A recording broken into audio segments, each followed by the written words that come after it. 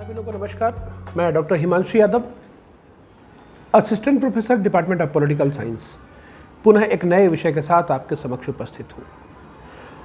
आज मैं जिस शख्सियत के बारे में बात करूँगा, जिस व्यक्तित्व के बारे में बात करूँगा, वह एक ऐसा महान व्यक्तित्व है जो गरीबियों के दंश को झेलता हुआ वैज्ञानिकता के चरम पर पहुँचते हुए और भारत के प्रथम नागरिक होने का भी उसने दायित्व का निर्वहन किया। आप समझ रहे होंगे, इस व्यक्तित्व के धनी व्यक्ति का जन्म 15 अक्टूबर 1931 को तमिलनाडु के एक रामेश्वरम जिले में होता है। वह उस रामेश्वरम की पवित्र धरती पर, जो कि हिंदुओं की एक पवित्र धरती मानी जाती है, उस पवित्र धरती को एक नई ऊंचाइयों तक पहुंचाने का जो श्रेय था, उस व्यक्ति का नाम था अब्दुल कलाम। उस व्यक्ति के माता पिता इतने सज्जन, माता का नाम आशिमा था, पिता का नाम जलालुद्दीन था, जो कि बहुत ही साधारण परिवार से थे। और उस साधारण परिवार का जो व्यक्तित्व था, उस साधारण परिवार का जो मार्गदर्शन था, वो कहीं ना कहीं उनके रूपों में, उनके विचारों में, उनके व्यक्तित्व में हमेशा प्रदर्शित होता था, झलकता था। वो ऐसी शख्सियत थी, उस शख्सियत को भारत के जब उच्चतम शिखर पर पहुंचते हैं और भारत को जो कीर्तिमान दिलाने का जो श्रेय जाता है, उस व्यक्ति को जाता है। वह एक ऐसा व्यक्ति था, वह एक ऐसा व्यक्तित्व था।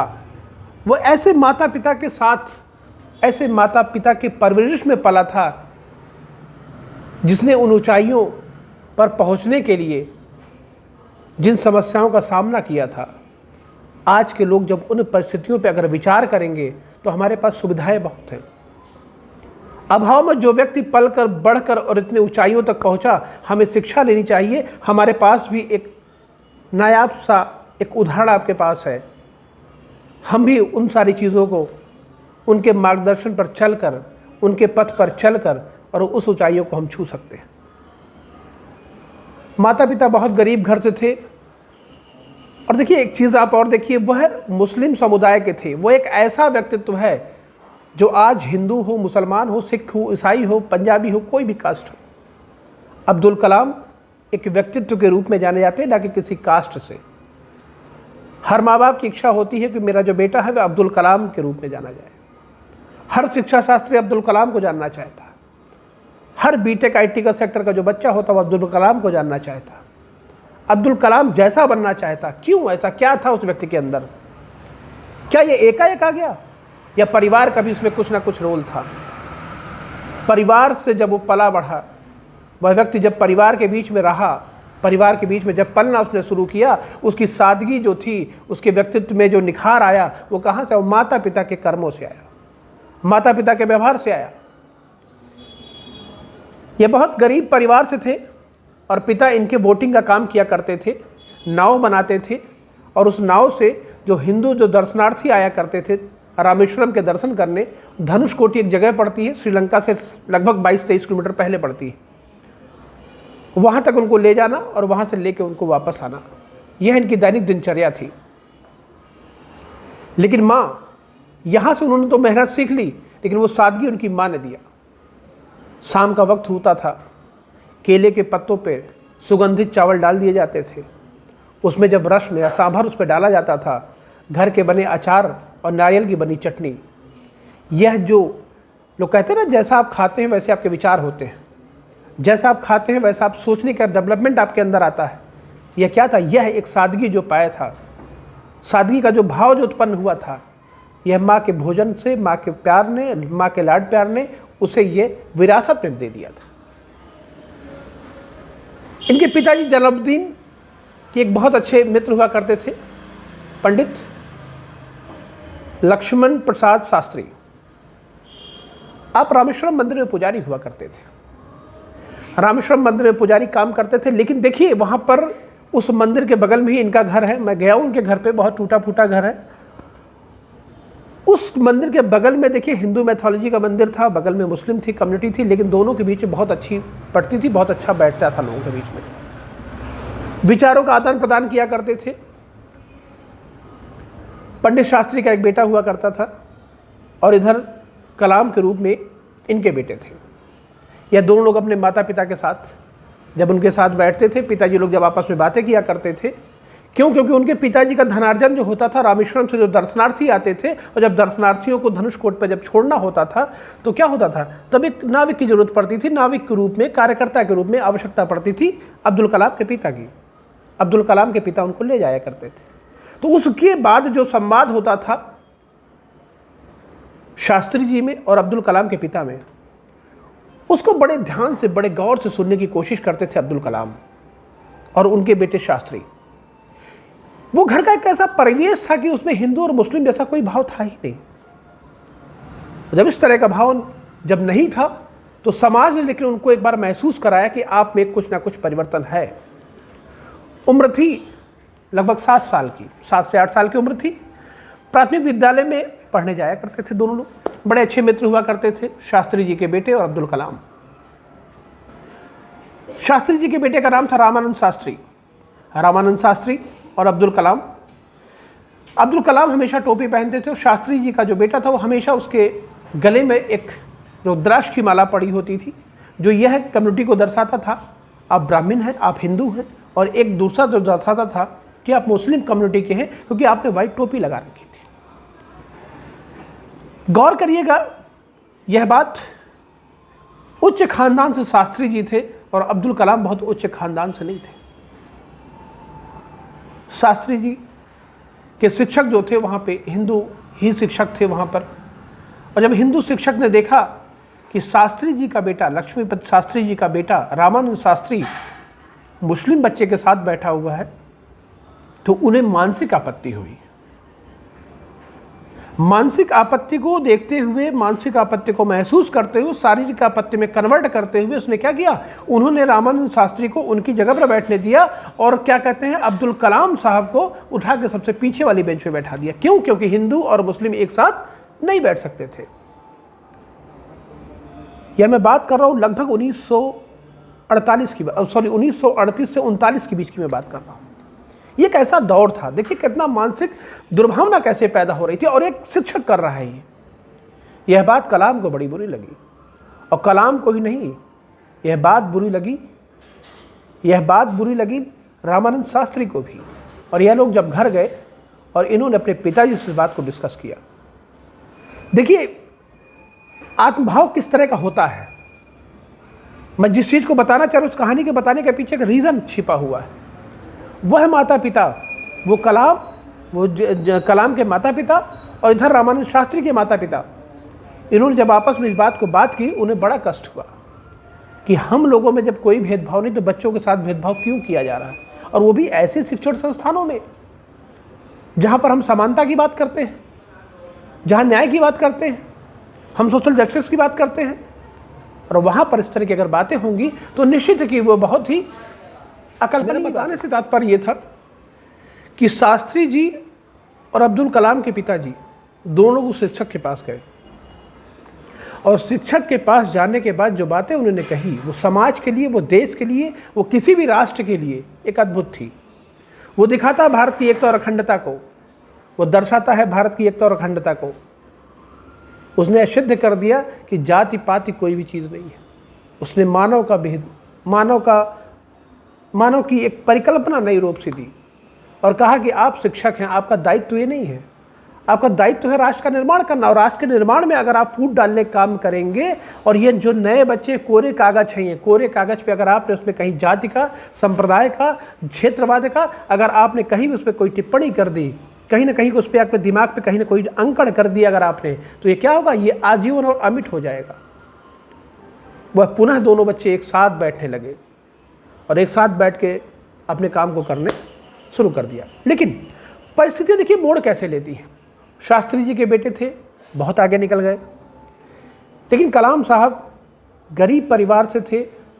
8 साल की उम्र में बड़ा संघर्ष किया उस व्यक्ति ने। कलाम की फ़ोटो आप देखते होंगे, आप अभी न्यूज़पेपर में, आज के न्यूज़पेपर पे आएगा, कलाम की फ़ोटो ऐसे लहराते हुए अखबार को दिखाया जाता। क्यों दिखाया जाता है? वो एक्चुअली कलाम के लहराते हुए फ़ोटो को दिखाकर हम आपको खुश नहीं होना चाहिए, हमें आपको यह याद करना चाहिए कलाम किन परिस्थितियों में जी रहा था और कलाम किन परिस्थितियों में संघर्ष करके उस भारत के सर्वोच्च पद पर जाकर आसीन हुआ। ये आपको देखना है। ये जब तक आप नहीं देखेंगे तब तक आप कलाम को वास्तविक रूप में नहीं समझ पाएंगे। कलाम की वो जो फोटो थी, कलाम की जो अखबार की फ़ोटो दिखाई जाती है, मैं उसकी भी एक घटना बताता हूँ। इनके एक चाचा थे शमशुद्दीन।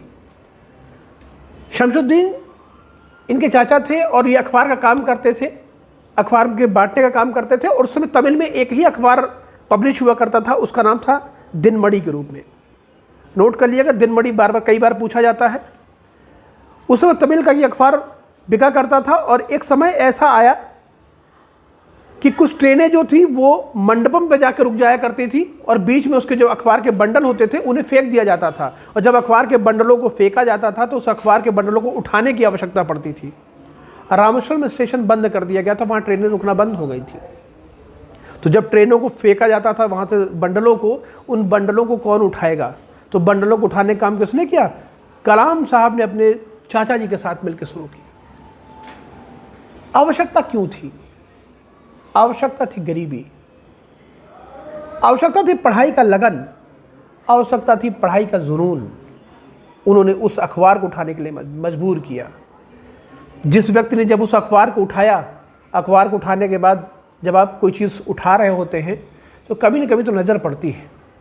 इलाहाबाद से रहने वाला हूँ, तो जब आप पत्रिकाएं नहीं खरीदते हैं लेकिन आप दुकान पर जब शाम को खड़े होते हैं 4 मित्रों के साथ, जब आप उसके पन्नों को पलट रहे होते हैं, कभी कभी वही सवाल आपको प्री के एग्जामिनेशन में आपको मिल जाता है। वो चीज़ आपको नहीं भूलती। उन अखबारों को जब इन्होंने देखना शुरू किया और उनको अंदर एक नई ललक सी जगी। और उस समय पैसे का अभाव में बहुत ज़्यादा वो काम नहीं कर पाते थे। लेकिन उसमें याद करिएगा, द्वितीय विश्व युद्ध की बात है। द्वितीय विश्व युद्ध में इमली के बीजों की मांग बढ़ गई। मैंने बहुत खोजने की कोशिश की कि इमली की बीजों की मांग क्यों बढ़ गई, क्या रीज़न था। मुझे खैर नेट पे नहीं मिला, लेकिन लोग बताते हैं कि ये युद्ध के समय इसका कुछ कार्य किया जाता था। हो सकता है किसी विस्फोटक पदार्थ के रूप में इसका इस्तेमाल किया जाता रहा हो या किसी दूसरे के रूप में इस्तेमाल किया जाता रहा हो। उसकी खपत बहुत बढ़ गई, उसकी डिमांड बहुत बढ़ गई।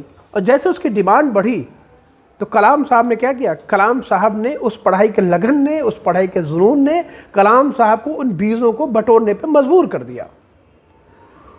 और वो क्या करते? वो अखबारों के बंडलों को उठाने के बाद, अखबारों को बेचने के बाद वो करते क्या थे? उन बीजों को इकट्ठा करते थे और बीजों को इकट्ठा करके फिर उनको बेचते थे। और बेचने के बाद जो पैसा मिलता था, उस पैसे के माध्यम से क्या किया? उन्होंने अपनी शिक्षा दीक्षा अपनी क्या की? ग्रहण की। जिस आत्मनिर्भर की भारत की बात आज आप कर रहे हैं, उस आत्मनिर्भर भारत की बात 1940 में क्या कहते हैं, उसका स्पष्ट रूप से उसका प्रदर्शन जो किया था वो अब्दुल कलाम साहब ने कर दिया था। नहीं थे मोहताज अपने घर पे, नहीं थे वो किसी के कर्ज पे लेकर डूबने वाले।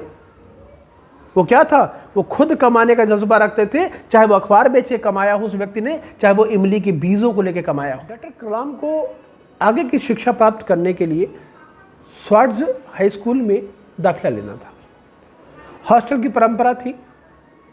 हॉस्टल की परंपरा में आने के बाद घर से दूर माता पिता को छोड़ के वहाँ पर जाकर उन्होंने रहना शुरू किया। हॉस्टल लाइफ एक ऐसी लाइफ होती है जब आप अपने परिवार से पहली बार अलग होकर एक नए परिवार में, छात्रों के समूह में जब आप उपस्थित होते हैं तो घर की यादें बहुत सताती हैं। इनकी बहुत एक प्रिय मिठाई हुआ करती है, दक्षिण भारत की बड़ी प्रिय मिठाई है, उसका नाम पॉली होता है। पॉली इनको बहुत पसंद था। वो हमेशा पॉली इनकी माँ इनके लिए भेजा करती थी और इतने अच्छा उनका नेचर था। ये हॉस्टल लाइफ में आज भी आप देखते होंगे, जब घर से माँ आपको मिठाइयाँ भेजती हैं, वो भेजती कि मेरा बच्चा जाएगा, इसको 1 महीने खाएगा, बट वो केवल कुछ घंटे, कुछ चंद मिनटों के लिए होती हैं। जैसे आप हॉस्टल पहुँचते हैं वो खुलता है, सारे लोग खाकर उसे ख़त्म कर देते हैं। ये प्यार जो था, ममता का जो प्यार था, उन्हें पता था कि मेरे बेटे को नहीं मिलेगा, लेकिन वो इतना भेजती थी, इतना पर्याप्त मात्रा में भेजती थी कि हर एक व्यक्ति तक वो पहुंच पाए। एक बार की घटना है, कुछ लड्डुओं की संख्या बहुत कम थी। कलाम साहब ने लड्डुओं को लिया और छत की पहली मंजिल पर जाकर बैठ के खा रहे थे। उनकी नज़र आसमान पे पड़ी और आसमान पे बगुलों का एक झुंड सा जा रहा था। उनके दिमाग में प्रश्न आया कि ये कैसे उड़ रहे हैं, कैसे ये उड़ते हैं। जब ये रात का जो विचार था, वो रात को उसने सोने नहीं दिया, वो सपने के रूप में अब उनके सामने आने लगा। सुबह हुई, सुबह जब वो बाहर निकलते हैं, जब वो पक्षियों को देखते, चिड़ियों को देखते, कोयल को देखते, कौओं को देखते, उनके मन में केवल एक प्रश्न उठता, ये कैसे उड़ रहे हैं, इसके उड़ने के पीछे का रीज़न क्या है। समुद्र के ऊपर जब वो सारस को उड़ते हुए देखते तो उनके दिमाग में एक प्रश्न कौता, इस समुद्र के ऊपर ये सारस कैसे जा रहे हैं, कौन सी ऐसी ताकत है जो इसे उड़ा रही है। और तब उनके मन में विचार आया, मैं भी उड़ना चाहता हूँ, मैं भी उड़ूंगा। एक जो ललक थी, एक जो जुनून था, जो जोश था, वहाँ से इनको आया। घटना थी रामकृष्ण अय्यर साहब। रामकृष्ण अय्यर इनके मैथ के बड़े अच्छे शिक्षक हुआ करते थे, इन्हें पढ़ाया करते थे, हाई स्कूल की बात है ये। एक बार की क्लास में वो उठे और उठ के वहाँ से बाहर निकल गए, और जैसे वो बाहर निकले रामकृष्ण अय्यर ने उनकी गर्दन को पकड़ लिया और अपने बेस से उन्हें बहुत मारा। एग्ज़ाम हुआ, मैथ्स में पूरे नंबर पाए कलाम साहब, मैथ्स में पूरे नंबर पाए। जब गणित विषय में पूरे नंबर पाने के बाद शिक्षक ने भरी सभा में, भरे मंच पर बताया कि जिस व्यक्ति को मैंने अपने बेत से मारा था, वह व्यक्ति भारत की शिक्षक परंपरा को सबसे सर्वोच्च शिखर पर ले जाने वाला व्यक्ति बनेगा। उन्हें अपनी गलती का एहसास था। क्यों? क्योंकि उस दिन जब बोर्ड पर सवाल लगा रहे थे, उस बोर्ड के 4 फार्मूलों के माध्यम से कलाम ने सिद्ध कर दिया था। यह एक ही फार्मूला नहीं, 4 फार्मूलों से भी लगाया जा सकता है। ये कलाम की प्रतिभा थी। लेकिन कलाम की जो गलती थी, वहाँ पे जब वो क्लासरूम से निकल के जा रहे थे तो उन्होंने, कलाम ने बताया कि मैं आपका अपमान नहीं कर रहा था, अपमान तब होता अगर मैं वहाँ पे बोलता कि सर यह तरीका गलत है, यह सही तरीका नहीं तो अपमान होता। लेकिन वहाँ से मैं निकल रहा था, उसका दंड मैंने भोगा, लेकिन सबके सामने मैंने आपको गलत साबित नहीं होना दिया, इसलिए वो एक अच्छे शिक्षक के रूप में भी माने जाते हैं। सन 1950 की बात है, बीएससी करने की बारी आई। उसमें बीएससी एमआईटी में एडमिशन लेने के लिए, बीएससी में एडमिशन लेने के लिए 1000 रुपये फीस हुआ करती थी। 1950 का दौर है ये, और इतना पैसा नहीं था कि वो एडमिशन ले सके। उस अभाव में देखिए भाई और बहन का प्यार उमड़ कर सामने आया। जोहरा इनकी सिस्टर हुआ करती थी, उन्होंने अपने गहने और उन्होंने कुछ घरों में काम करके पैसों को इकट्ठा किया और अपने भाई को पैसा दिया 1000 रुपये कि जा भाई तू पढ़, जब भाई तेरा जो सपना है ऊपर आसमान पे उड़ने का, तो ये 1000 रुपये ले और अपने सपने को साकार कर। उस अब्दुल कलाम के 1000 रुपये ने वो जो सपना देखा था, उसने उन पक्षियों को देख के रात में जो बकलों को, झुंड को देख के जो मन में एक सवाल कौधा था कि मैं भी उड़ना चाहता हूँ, और उसको उसने तिरुचिरापल्ली का वह पहला व्यक्ति था जिसने उड़ के दिखा दिया। और तिरुचिरापल्ली में जब उसने 1950 में एमआईटी में फर्स्ट डिवीज़न में उस डिग्री को जब हासिल किया, तब एक नया विचार उसके मन में कौधा। देखिए पक्षी उड़ते हैं, 2 रीज़न हैं, एक साइंस का दिमाग अलग कहता है और दर्शन का दिमाग अलग कहता है। 2 पॉइंट ऑफ व्यू से आप सोच रहे होते हैं, फिलोसफिकल पॉइंट ऑफ व्यू से आप अलग सोच रहे होंगे। कोई ना कोई ऐसी आत्मा है, परमात्मा है, कोई सत्ता है, कोई चिदड़ है कि जो उसे उड़ा रहा है, और एक साइंस कहता है कि कोई ग्रेविटिकल फोर्स होगा कि जो उसे नीचे की ओर तरफ खींच रहा होगा, कुछ ना कुछ ऐसा है कि जो उसमें उड़ने के लिए वो तत्पर हो पा रहा है, उड़ पा रहा है। वो कौन सी ऐसी परिस्थिति है, किन परिस्थितियों में उड़ रहा है, या जो विचार था उसने मजबूर किया इनको दार्शनिक आइडियोलॉजी की तरफ भी और साइंस आइडियोलॉजी की तरफ भी। और जब दार्शनिक की तरफ ले जाता है तो अफार्डी की, टॉलस्टॉय की तमाम सारी रचनाएं आप पढ़ना शुरू करते हैं, तमाम सारे आप दर्शन पढ़ना शुरू करते हैं, और इधर भौतिक विज्ञान के विषय में भी आपकी क्या थी, निपुणता आपने हासिल करना प्रारंभ कर दी थी। आपको लगा कि मैं दर्शन शास्त्र में कुछ नया कर सकता हूं, लेकिन भौतिक शास्त्र का जो विषय था, क्योंकि आपका दिमाग जो था, आप उड़ना चाह रहे थे और वैज्ञानिकता को बहुत आपने अपनी बहन जोहरा के सहयोग से एडमिशन तो ले लिया, लेकिन जो विनम्रता थी, उस विनम्रता ने एक झिझक पैदा कर दी। इंट्रोडक्टरी क्लास थी, इंट्रोडक्शन हो रहा था, और सभी लोगों से पूछा जाता आप क्या बनना चाहते हैं। जब कलाम से पूछा गया तो कलाम का जो जवाब था वो था मैं उड़ना चाहता हूँ। पूरी क्लास ने हंसा, टीचर ने भी हंसा। कलाम को लगा कि मैंने कुछ गलत कर दिया, कलाम को लगा कि मुझे ये नहीं बोलना चाहिए था। जब वो क्लासरूम में जाते वो हंसी के पात्र बनाए जाते, क्यों? क्योंकि उनकी जो विनम्रता थी, उनका जो सादगीपन था, वो एक मजाक का विषय लोग बनाते थे उन्हें। लेकिन क्या था, उनको जब वो बैठते थे तो अपने पिता की बातें याद करते थे, और पिता कहते थे जो सीखता है वो दूसरों से सीखता है, वो बुद्धिमान वह व्यक्ति वो जो दूसरों से सीखता है, लेकिन सबसे ज़्यादा बुद्धिमान वह व्यक्ति जो स्वयं से सीखता है। स्वयंभू का ज्ञान होना चाहिए। और स्वयंभू का ज्ञान का मतलब है आप अपने को जान पाएं, अपनी क्षमता को जान पाएं, और अपनी क्षमता को जब वो कलाम समझ रहे थे तभी कलाम ने कहा था कि मैं उड़ना चाहता हूँ। लोगों को अपनी क्षमता पर विश्वास नहीं था। अगर लोगों को अपनी क्षमता पर विश्वास रहा होता तो लोगों ने क्या किया होता, लोग भी उड़ने की बात कर रहे होते। क्यों? क्योंकि उस समय MIT में पढ़ रहे थे आप, मद्रास इंस्टीट्यूट ऑफ टेक्नोलॉजी में। लेकिन किसी छात्र का यह विषय नहीं था, किसी छात्र का विचार नहीं था। लेकिन कलाम का जो लगन था, कलाम का जो समर्पण था, कलाम की जो विनम्रता थी, कलाम की जो सहिष्णुता थी, उसने क्या किया, उसने उस कलाम को बहुत मजबूत कर दिया। कलाम धीरे धीरे 3rd ईयर में आए। जब 3rd ईयर में आए तो उसमें स्पॉन्डर हुए, नरसिंह राव हुए, तमाम सारे ऐसे प्रोफेसर्स के साथ इनका जुड़ाव हुआ, और प्रोफेसर ने इनकी क्षमता को समझ लिया। प्रोफेसर ने जान लिया कि उस व्यक्ति में कुछ तो है।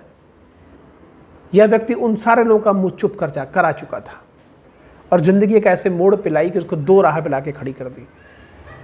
पहला ये, 3rd ईयर में इनका सिलेक्शन जब होने की बारी आई तो पहला सिलेक्शन इनका हुआ वायुसेना के लिए, और दूसरा ऑप्शन इनके पास था रक्षा मंत्रालय का। और ये 2 राहें के रास्ते पे जब खड़े थे, चुनना कोई एक रास्ता था।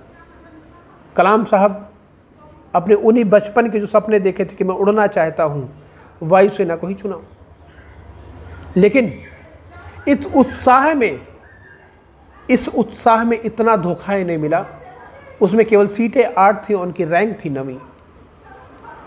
वो मन का चोट खा रह गया, वो जो बचपन का सपना था वो अधूरा रह गया। और कलाम ने कभी नहीं सोचा था कि मेरे साथ ऐसा। हार बर्दाश्त नहीं हुई। कलाम को निराशा जरूर हाथ लगी थी। उस 8-9 में 9वां रैंक इनकी जरूर थी 8 लोगों के सिलेक्शन में। इन कलाम परेशान नहीं हुए। कलाम ने उसका एक विकल्प देखा, और कलाम ने क्या किया कि रक्षा मंत्रालय को ज्वाइन कर लिया।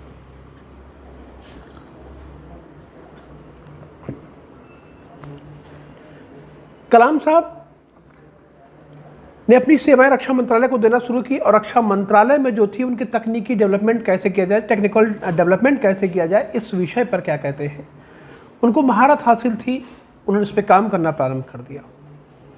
सन 1960 के दशक की अगर आप बात करेंगे, डॉक्टर कलाम को साराभाई को जो अंतरिक्ष केंद्र थुम्बा में था उसमें इन्हें काम मिल गया, और वहाँ पे एज ए जूनियर साइंटिस्ट के रूप में आपने ज्वाइन कर लिया।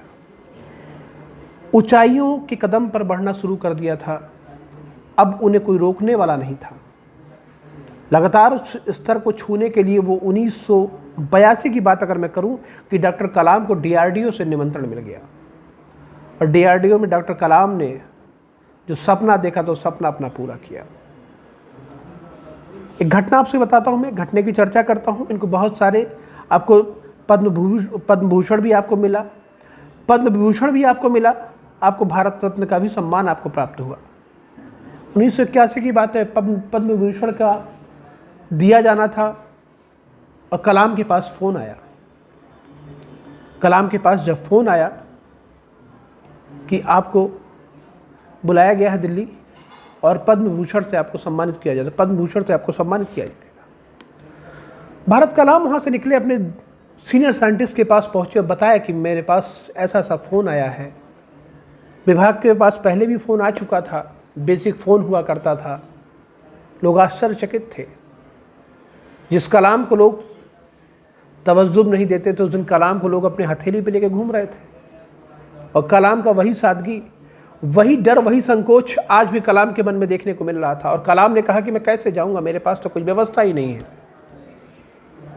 आपने देखा होगा कलाम कभी बंद गले का कोट नहीं पहनते थे। कोट भी पहनते थे तो यहाँ से इनका कोट कटा हुआ करता था। क्यों? तो कहते थे कि मैं आज़ादी के साथ जीना चाहता हूँ। ये बंद गले का जो कोट है मुझे सांस लेने में मुझे दिक्कत करता है। कभी टाई आपने नहीं देखी होगी इनकी। कोट भी पहनते तो टाई नहीं लगाते थे। वो कहते थे जिस दिन मैं इस टाई को लगा लूँगा उस दिन मैं जो बोलना चाहता हूँ मैं बोल नहीं पाऊँगा, मुझे कोई रोकता है। ये सोच थी, ये दार्शनिक सोच थी किसकी? डॉक्टर अब्दुल कलाम साहब की। इस सोच ने एक परिवर्तन लाया। और उस समय जब अपने सीनियर साइंटिस्ट के पास गए, उन्होंने बताया कि सब ऐसा ऐसा हमारे पास आया हुआ है, मुझे दिल्ली बुलाया गया है सम्मान के लिए। मेरे पास तो कोई व्यवस्था ही नहीं, मेरे पास तो कोई चैपू मेरे पास है, चैपू वहाँ चप्पलों को बोलते हैं। तब कहा, सीनियर साइंटिस्ट का जवाब सुनिए आप। सीनियर साइंटिस्ट ने कहा कि तुम्हारे पास चैपू नहीं, तुमने उस ऊंचाई को छू लिया है। आज तुम्हारी सादगी ही वही तुम्हारा भूषण है, तुम्हारी सादगी ही तुम्हारा आभूषण है। कोई ज़रूरत नहीं कलाम को किसी चप्पल की, किसी जूते की, किसी कोट की, किसी ब्लेजर की। कलाम को आज इसकी ज़रूरत नहीं, आज भारत को ज़रूरत तुम्हारी। आज को भारत की आवश्यकता है तुम्हारी। भारत को कलाम चाहिए, भारत को ब्लेजर और कोट नहीं चाहिए। तो कलाम के मन में जो संकोच था वो बिल्कुल निकल उठा। कलाम जब वहाँ पहुँचे, अटल बिहारी वाजपेयी से मुलाकात हुई। अटल बिहारी वाजपेयी ने इनकी सादगी को समझा और सादगी को समझते हुए प्रधानमंत्री के विशेष रक्षा सलाहकार के रूप में भी रहे। ये इन ऊंचाइयों पे छूने का भी काम किया। 1998 की बात है, 1998 की बात है। परमाणु का पोखरण परीक्षण आपने सुना होगा। इस व्यक्ति की काबिलियत को अटल बिहारी वाजपेयी ने बहुत पहले ही भांप लिया था, पहली ही मुलाकात में भांप लिया था। सन 1981 की जो मुलाकात थी पद्म भूषण की, उसी समय अटल बिहारी वाजपेयी साहब ने कलाम की योग्यता और इस मिसाइल मैन को समझ लिया था। यह भारत में कुछ नया कर सकता है, देश को नई ऊंचाइयों पर पहुंचा सकता है, रक्षा के क्षेत्र में भारत को अदम्य साहस और अदम्य गौरव दिला सकता है। ये जो पार की नज़र थी वाजपेयी साहब की, वह नज़र 1998 में पोखरण के रूप में स्पष्ट कर दिया डॉक्टर कलाम ने, और मिसाइल मैन के रूप में अपने ख्याति प्राप्त कर दी, अपना एक जुनून पैदा कर दिया। और यही एक कारण था कि 28 विश्वविद्यालय ने उनको मानद डॉक्टरेट की मानद उपाधि प्रदान की। ऐसा कोई गौरव नहीं था, ऐसा कोई पुरस्कार नहीं बचा था जो इन्हें न मिला हो, चाहे वो आर्यभट्ट से ही क्यों संबंधित हुआ हो। हर पुरस्कार से इनको नवाजा गया। पुरस्कार, मान सम्मान, पद प्रतिष्ठा के लिए अगर जाना जाए, अगर कहा जाए तो बहुत भाग्य के धनी थे। कलाम कहते थे, भाग्य साथ आपका तब देगा जब आप कर्म करेंगे, कर्म पर विश्वास रखिए, तब आपका भाग्य आपके साथ होगा। ये जो पुरस्कार इनके मिले थे, जो पुरस्कार इनको मिले हुए थे, ये पुरस्कार इनके कर्मों के आधार पर मिले थे, ना कि भाग्य से मिले थे। वह भाग्य को कभी उन्होंने महत्वपूर्ण स्थान नहीं दिया, हमेशा उन्होंने कर्म को महत्वपूर्ण स्थान दिया। इसीलिए 25 जुलाई 2002 की अगर आप बात करेंगे, अन्नामलाई विश्वविद्यालय में उस समय पढ़ा रहे थे, और तब उस समय इनके पास फ़ोन आता है और इनका जो नामांकन होता है वो एक राष्ट्रपति के रूप में, भारत के 12वें राष्ट्रपति के रूप में इनको chief justice of India BN कृपाल साहब ने इनको शपथ दिलाई, पद और गोपनीयता की शपथ दिलाई। डॉक्टर APJ अब्दुल कलाम को 12वें राष्ट्रपति के रूप में, भारत के प्रथम नागरिक के रूप में। एक ऐसा गौरव का विषय था। कौन जाता था जिस व्यक्ति के पास चेपू थी, कौन जाता था जो पोंग मिठाई के लिए अपनी माँ को याद किया करता था, कौन जानता था बकलों को देखकर उड़ने की ललक जिसमें जाग उठी थी, कौन जानता था कि शास्त्री के साथ अलग कर दिया जाएगा, और कौन जानता था द्वितीय विश्व युद्ध में इमली के बीजों को उठा के अपने पठन पाठन में लगाएगा। और किसे मालूम था कि जोहरा के वो 1000 रुपये इसे भारत का प्रथम नागरिक बना देंगे। इन्होंने उसी तन्मयता के साथ, उसी दायित्व के साथ अपने कार्य को उन्होंने किया। बताते हैं डॉक्टर कलाम को, जब मैं टेलीविज़न पे मैंने देखा, जब डॉक्टर कलाम राष्ट्रपति पद से उनका कार्यकाल जब समाप्त होता है, जब वो राष्ट्रपति भवन से बाहर निकलते हैं, तो राष्ट्रपति भवन से बाहर निकलते समय उनके पास केवल 2 सूटकेस थे। एक सूटकेस में उनके कपड़े थे और एक सूटकेस में उनके कुछ पेन और कुछ किताबें थी। बहुत अच्छे संगीतकार भी थे आप, बहुत अच्छे एक लेखक भी थे।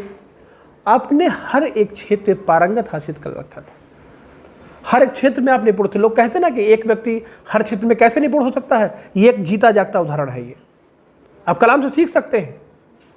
अखबार बेचने में भी निपुणता थी, बीजों को उठाने में भी निपुणता थी, उस हॉस्टल में क्लासरूम में पढ़ने में भी निपुणता थी, उस मिसाइल मैन के रूप में भी निपुणता थी। चाहे वो जितने पुरस्कार रहे हो, 28 विश्वविद्यालयों ने अगर आपको मानद की उपाधि अगर आपको दी है, डॉक्टरेट की मानद उपाधि अगर आपको दी है, तो आपके अंदर वो अदम्य साहस, उस गौरव, उस क्षमता को देखते हुए दिया। लेकिन क्या था, कलाम के पास पेन मिले हुए थे 2 गिफ्ट में। वो 2 गिफ्ट के पेन लेते हुए ही वो बाहर आए और कहा इनको मैं इसलिए लेके जा रहा हूँ, मैंने गिफ्ट के सारे सामान यहाँ पे छोड़ दिए, क्यों? क्योंकि मुझे पद पर रहते हुए सारे गिफ्ट दिए गए हैं, इसलिए इन गिफ्टों को मैं छोड़ रहा हूँ। और केवल वो 2 कलम को लेके गए, उन कलमों को उन्होंने लिखने में ही केवल इस्तेमाल किया और लिख कर उन कलमों को ख़त्म किया और कहा कि जो कलमों से मैं लिख रहा हूँ, मैं अपने भारत 2020 के उच्चतम शिखर पर ले जाने के लिए जो भारत को होना चाहिए, जो भारत के लिए मैंने किया है, उनको अपनी कलम से मैं लिख रहा हूँ। ये था कलाम की सादगी।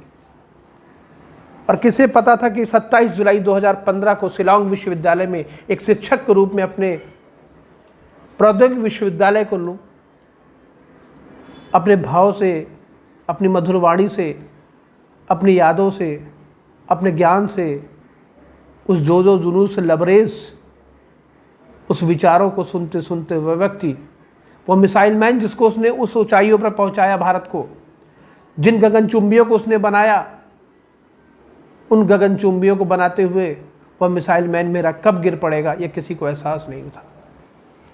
लेकिन 27 जुलाई 2015 को जो भारत की मिसाइल थी, जो हमेशा ऊपर तनी रहती थी, वह मिसाइल नीचे धरा। 2015 को शिलांग विश्वविद्यालय में उस पुण्य आत्मा ने अपने आप को इस संसार से अलविदा कह दिया।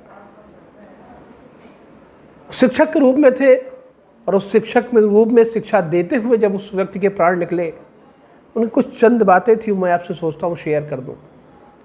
उन्होंने कहा था, आपके विचार होने चाहिए और आपके स्वप्न होने चाहिए, और विचार और स्वप्न अगर किसी नवयुवक के अंदर, किसी मानव के अंदर अगर नहीं है, तो वह व्यक्ति कभी सफल नहीं हो सकता। वो कहते थे कि आपका जो सोचने का तरीका है वो हमेशा ऊंचा होना चाहिए, उसका जो स्तर हो बहुत ऊंचे स्तर का हो। निम्न स्तर की अगर आप सोच रखते हैं तो आप वास्तविक रूप में जीवन जीने का सही अधिकार नहीं रखते। आपको जो मान है, जो पद है, जो प्रतिष्ठा है, वह तब आपको प्राप्त होगी जब आपकी जो सोच होगी बहुत उच्च स्तर की होगी, तो आपका जो कर्तव्य है, जो आपके कार्य करने की प्रणाली होगी, वह उच्च स्तर की होगी। तब आप किसी राष्ट्र के, किसी देश के विकास के लिए अपनी भागीदारी आप सुनिश्चित कर पाएंगे। तो आज बस मैं इतना ही। डॉक्टर अब्दुल कलाम के जन्म दिवस की आपको ढेर सारी शुभकामनाएं देता हूं।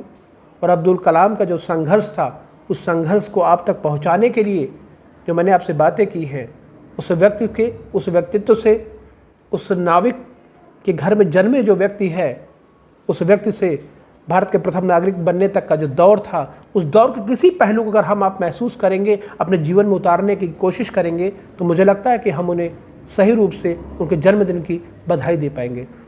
तो आप लोगों को बहुत बहुत सुनने के लिए सभी लोगों को नमस्कार।